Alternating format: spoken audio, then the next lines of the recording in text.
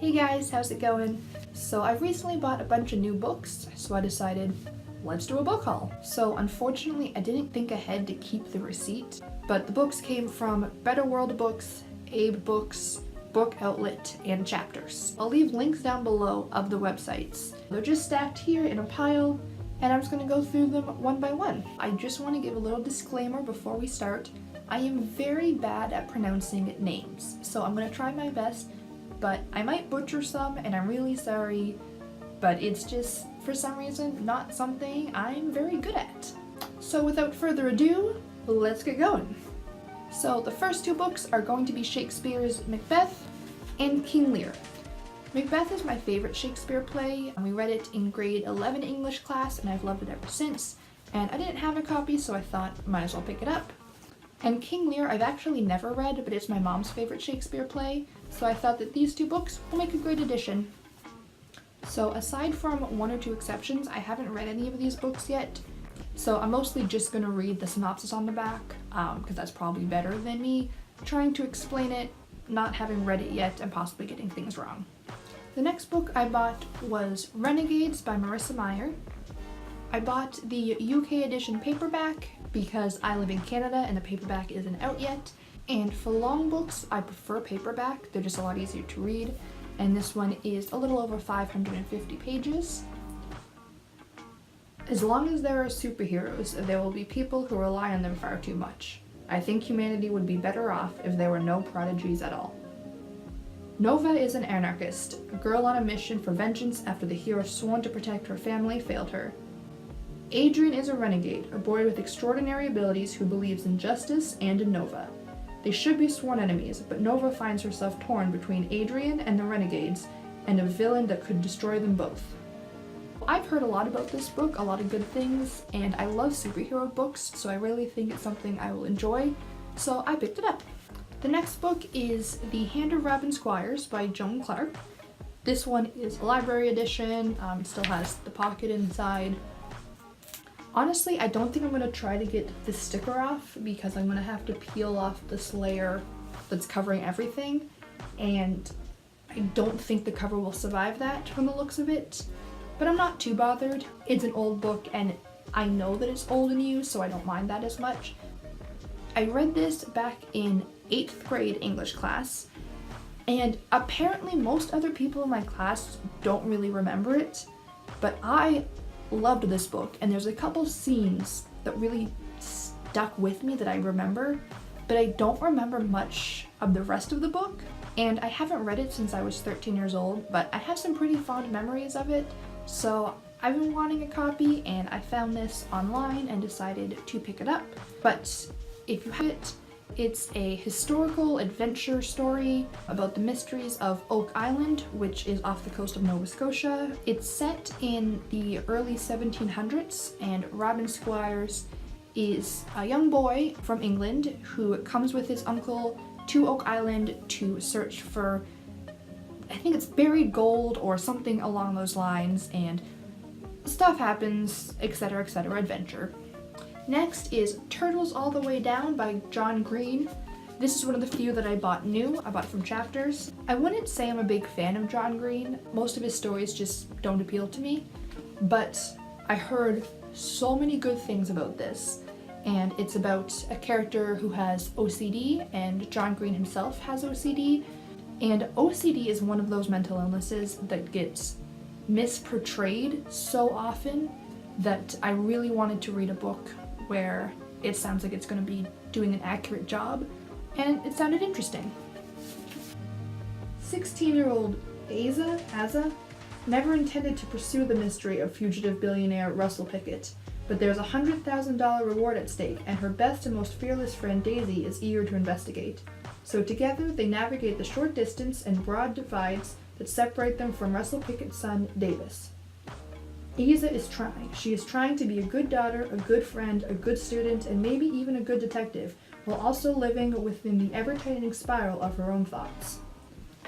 So yeah, I have high hopes for this book, and I'm excited to read it.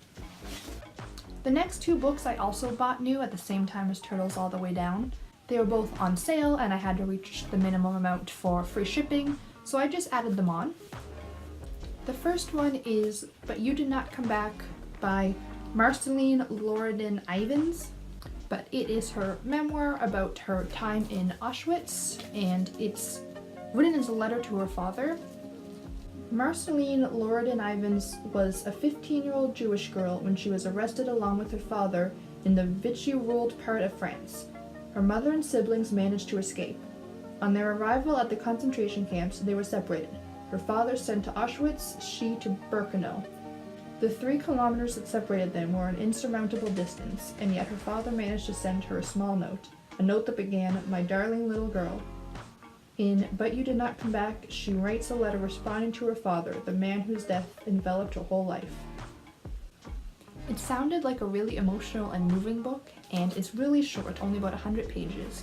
So I thought I might as well pick it up and might enjoy it. The second one is A Good Place to Hide by Peter Gross, and it's how one French community saved thousands of lives during World War II. I love stories like this of unsung heroes in wartime or any time of crisis, so I thought this would be pretty interesting. And one little thing that I like is in the back, it has a notes section about just like extra little details. And it has a bibliography, which I think is really cool. I like when books like this cite their sources because it just makes them so much more trustworthy and authentic. And I think it's going to be hopefully a heartwarming read. The next book I got was The Night Circus by Erin Morgenstern. This book has been recommended to me more than once from people whose book opinions I really trust. And I'd never read it before, so I found a copy for pretty cheap and decided I definitely need to give this a read. The circus arrived without warning. No announcements preceded. It is simply there when yesterday it was not. So the synopsis doesn't really give much away, but I kind of like that. It just seems like one of those books that if I don't know much going into it, I think it'll be a fun ride. This copy is a little banged up. There's some wear and tear around here. There's the sticker, which as long as I go slowly, I think I will be able to get it off. But I bought it secondhand online, so that's kind of just what you have to expect sometimes. But yeah, I'm really, really excited for this one. Like I said, a couple of my friends whose book opinions I really trust have said that this is their favorite book, so I'm excited to give it a try. Next is Doing It by Hannah Whitten. Sexting, virginity, consent, the big O. Let's face it, doing it can be tricksy. I don't know anyone, including myself, who has sex all figured out. So I've written a book full of honest, hilarious, and sometimes awkward anecdotes, confessions, and revelations. And because none of us have all the answers, I've invited some friends to talk about their sexuality too. We talk about doing it safely, doing it joyfully, doing it when you're ready, not doing it, basically doing it the way you want, when you want. So let's do this. I've been watching her YouTube videos for quite a few years now, and I just really think that she has some interesting opinions. I like seeing and hearing her take on things, and I don't read many books like this, and I'm excited to read it. The next book I picked up is Vicious by V.E. Schwab. This is one that I've seen all over YouTube, and I just am really curious about it. Again, it has superheroes in it, which is something that I usually enjoy, and I've just heard a lot of good things, so I thought I'd give it a try. Victor and Eli started out as college roommates, brilliant, arrogant, lonely boys who recognized the same ambition in each other. A shared interest in adrenaline, near-death experiences, and seemingly supernatural events reveals an intriguing possibility that under the right conditions, someone could develop extraordinary abilities. But when their thesis moves from the academic to the experimental, things go horribly wrong. 10 years later, Victor breaks out of prison, determined to catch up to his old friend, now foe, aided by a young girl with stunning ability. Meanwhile, Eli is on a mission to eradicate every other superpowered person he can find, aside from his sidekick, an enigmatic woman with an unbreakable will. Armed with terrible power on both sides, driven by the memory of betrayal and loss, the arch-nemesis have set a course for revenge, but who will be left alive at the end? So that just sounds so intriguing. This seems right up my alley, and I really hope that it lives up to my expectations, and I'm so excited for it. Next is another book I've seen all over YouTube, and that is 3 Dark Crowns by Kendar Blake. I believe this is going to be a trilogy and that the third one just came out or is about to come out or something like that. But I saw it for really cheap and I know that I'm going to read it eventually, so I thought I'd pick up the first book now. In every generation on the island of Fenburn, a set of triplets is born. 3 queens, all equal heirs to the throne and each possessor of a coveted magic. Mirabella is an elemental, able to spark hungry flames or vicious storms at the snap of her fingers. Catherine is a poisoner, one who can ingest the deadliest poisons without so much of a stomachache. Arsinoe, a naturalist, is said to have the ability to bloom the reddest rose and control the fiercest of lions. But becoming the queen crowned isn't solely a matter of royal birth. Each sister has to fight for it. And it's not just a game of win or lose, it's life or death. The night the sisters turn 16, the battle begins. The last queen standing gets the crown. So fantasy is by far my favorite genre, and this sounds really interesting. And I don't read that much dark fantasy, and this sounds like it has the ability to get very dark and very interesting. And I think it's going to be really cool, so I'm excited to read it, and I've heard a lot of good things. And again, I'm just really curious about it. Saw it for cheap and decided, yep. The next one is The Pleasure of My Company by Steve Martin. Yes, the actor. This is one that I knew nothing about when I saw it. It was just a really, really good deal, and I believe it was on one of the sites that I was very close to the minimum amount for free shipping, so I was just adding a couple cheap little books that I might enjoy. Daniel Cambridge, 30, 35, 38, or 27, depending on how he feels that day, is a young man whose life is rich and full, provided he never leaves his Santa Monica apartment. After all, outside there are 8-inch curbs, and there's always a horrible chance he might see a gas station attendant wearing a blue hat.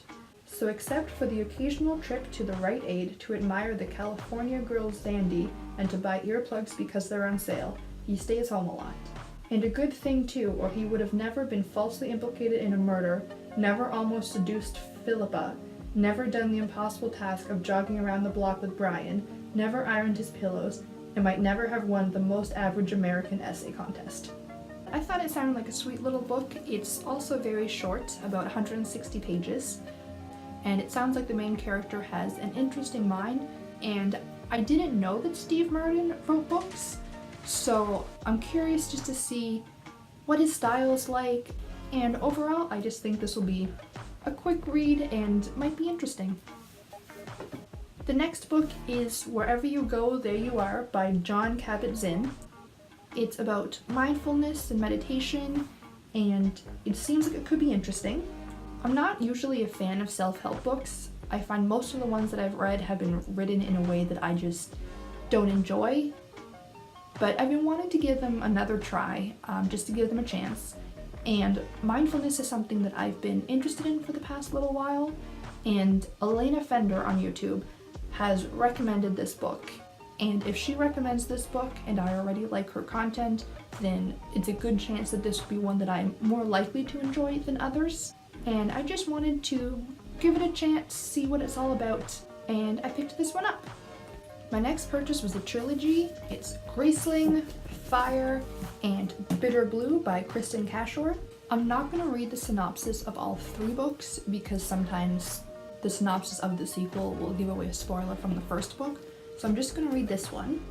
In a world where people born with an exceptional skill, known as a grace, are both feared and exploited, Katza carries the burden of a skill even she despises, the grace of killing. As a graced killer, who has been able to kill a man with her bare hands from the age of 8, she's forced to work as the king's thug. Feared by the court and shunned by most her own age, the darkness of her grace casts a heavy shadow over Katza's life. Yet Katza remains defiant, and when the king of Leon's father is kidnapped, she investigates and stumbles across a mystery. Who would want to kidnap the old man, and why? And who is the extraordinary graced man whose fighting abilities rivaled her own? The only thing Katza is sure of is that she no longer wants to kill. The intrigue surrounding the kidnapping offers her a way out, and little does she realize, when she takes it, that something insidious and dark lurks behind the mystery, something spreading from the shadowy figure of a one-eyed king. So it sounded really interesting to me, and I've heard quite a few people talking about this series, and I've heard some good praise for it. I thought I'd give it a try, and I found all 3 for a pretty good price, so I decided to pick them up. The next 3 books I bought online from Barnes & Noble. They were just having a really good sale that I heard of, and I am weak and have no self-control. So the first one I got is Ash Princess by Laura Sebastian. I've heard some mixed reviews on this, but it just sounded really intriguing to me, and I'm just on such a dark fantasy kick right now, and I don't own that many dark fantasy books, and this really sounds like it'll scratch that itch for me. Theodosia was 6 when her country was invaded and her mother, the Fire Queen, was murdered before her eyes. On that day, the Kaiser took Theodosia's family, her land, and her name. Theo was crowned Ash Princess, a title of shame to wear in her new life as a prisoner. For 10 years, Theo has been a captive in her own palace. She's endured the relentless abuse and ridicule of the Kaiser and his court. She is powerless, surviving in her new world only by burying the girl she was deep inside. Then, one night, the Kaiser forces her to do the unthinkable. With blood on her hands and all hope of reclaiming her throne lost, she realizes that surviving is no longer enough. But she does have a weapon. Her mind is sharper than any sword, and power isn't always won on the battlefield. For 10 years, the Ash Princess has seen her land pillaged and her people enslaved. That all ends here. So it just sounds really badass. Like I said, I did hear mixed reviews, but I'm going in pretty optimistic. And I'm more just curious about how it all plays out, and again, I'm in such a dark fantasy mood that I really think that this will be at least something that I enjoy for that. The second one I got is Girls Made of Glass and Snow by Melissa Bashardoust.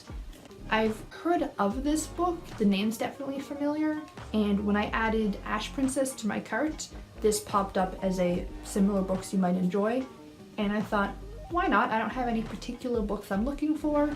Let's give it a shot. 16-year-old Mina is motherless. Her magician father is vicious, and her silent heart has never beat with love for anyone. In fact, her heart has never beat at all, but she's always thought that that was normal. Mina never guessed that her father had cut out her heart and replaced it with one of glass. When she moves to White Spring Castle and sees its king for the first time, Mina forms a plan. Win the king's heart with her beauty, become queen, and finally know love. The only catch is she'll have to become a stepmother. 15-year-old Lynette looks just like her late mother, and one day she discovers why. A magician created her out of snow in the dead queen's image at her father's orders. But despite being the dead queen made flesh, Lynette would rather be like her fierce and regal stepmother, Mina. She gets her wish when her father makes Lynette queen of the Southern Territories, displacing Mina. Now Mina is starting to look at Lynette with something like hatred, and Lynette must decide what to do, and who to be, to win back the only mother she's ever known, or else defeat her. Only one can win all, while the other loses everything, unless they can find a way to reshape themselves and their story. So the book seems to be told in 2 different perspectives of Mina and Lynette, and I like that going into it, there isn't necessarily a good guy and a bad guy. I like books where it kind of blurs that line and where you find out as you read whose side you're on, so I think that'll be cool. There's something confusing about it. I can't quite put my finger on it, but after reading the synopsis, I don't quite get it. So I think it's going to be an interesting read, but I'm really not sure, and we'll just see how it goes. And the third and last book I got from that sale is The Poppy War by R.F. Kuang. I heard this mentioned a couple times, and where I wasn't quite looking for any books in particular, I recognized the name, I remember hearing good things, so I decided to pick it up. When Rin aced the Keiju, the empire-wide test to find the most talented youth to study at the academics, it was a shock to everyone. To the test officials who couldn't believe a war orphan from Brewster Province could pass without cheating, to Rin's guardians who always thought they'd be able to marry Rin off to further their criminal enterprise, and to Rin herself, who realized she was now finally free of the servitude and despair that had made up her daily existence. That she got into Seingard, the most elite military school in the Nakara Empire, was even more surprising. But surprises aren't always good. Being a dark-skinned peasant girl from the south is not an easy thing at Seingard. Rin is targeted from the outset by rival classmates because of her color, poverty, and gender. Driven to desperation, she discovers she possesses a lethal, unearthly power, an aptitude for the nearly mythical art of shamanism. Exploring the depths of her gift with the help of a seemingly insane teacher and psychoactive substances, Rin learns that gods long thought dead are very much alive, and that mastering control over her powers could mean more than just surviving school. For even though the Nakara Empire is at peace, the Federation of Mugens still lurks across the narrow sea. The militarily advanced Federation occupied the Nakara Empire for decades after the First Poppy War, and only barely lost the continent in the second. And while most of the people in the Empire would rather forget their painful history, the few are aware that the Third Poppy War is just a spark away. Rin's shamanic powers may be the only way to save her people, but as she finds out more about the god who has chosen her, the vengeful Phoenix, she fears that winning the war may cost her humanity, and it may already be too late. So it sounds really interesting. There's a war, there's powers, and I don't read much Eastern fantasy. This sounds like it's set in Asian-inspired lands, and it sounded interesting, and I wanted to broaden my horizons a little bit more, so I thought I would pick it up. The next two I got are Scythe and Thunderhead by Neil Shostaman, and this is another one that I saw on YouTube quite a lot. I've heard a lot of people talk about it, and I've definitely been curious about it for a little while, and then when I saw it online for a good price, I decided to look into it a little bit more. Thou shalt kill. A world with no hunger, no disease, no war, no misery. Humanity has conquered all those things, and has even conquered death. Now scythes are the only ones who can end life, and they are commanded to do so in order to keep the size of the population under control. Keitra, Citra, and Rowan are chosen to apprentice to a scythe, a role that neither wants. These teens must master the art of taking life, knowing that the consequence of failure can mean losing their own. They learn living in a perfect world comes only with a heavy price. And again, I'm not going to read the synopsis of the second book, just in case there are spoilers. I know that there's a third one coming out next year, so I might wait to get to these ones, just so that if I do really enjoy them, and the second one's quite a cliffhanger, I won't have to wait as long. But I'm definitely going to get to it, and I'm excited for when I do. And the last three I've never heard of, but these ones were definitely cheap books that I needed to reach a minimum requirement for free shipping. So I read their synopsises on Goodreads and they sounded interesting, so I picked these last ones up. The first one is the Heartlight Saga by T.A. Barron. This is apparently a trilogy and all three books are in here. Starring a heroic young woman named Kate Gordon and featuring T.A. Barron's trademark mastery of language and setting, the Heartlight Saga collects three beloved novels into a single volume. The stories follow Kate as she travels to a distant galaxy to save the life of her astronomer grandfather in Heartlight, goes back in time to a lost Native American tribe in the Ancient One, and ultimately descends to the very bottom of the sea in the Merlin Effect.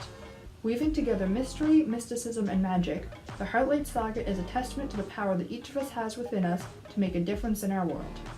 So what really kind of sold me on it is mastery of language and setting, which I'm quite a sucker for, and the reviews on Goodreads were pretty positive, so I figured why not pick it up and give it a try. The second one I got is The Skinning Tree by Srikumar Sen, and this is another one that I never heard of, but it sounded really interesting. Set against the Japanese advance on India during the Second World War, The Skinning Tree centers on 9-year-old Savvy, who lives in a Calcutta family where sophisticated British habits such as bridge and dinner parties coexist with Indian values and nationalism. When he is sent to a boarding school in northern India, that world is soon forgotten as he is subjected with his fellow pupils to the teacher's draconian regime. The boys themselves take on their educator's cruel traits, mindlessly killing animals and hanging their skins on a cactus, before their thoughts turn to even more sinister schemes. Conspiratorial whisperings and plans of revenge spiral into a tragedy engulfing Savvy in an engrossing novel exploring human nature's darkest facets.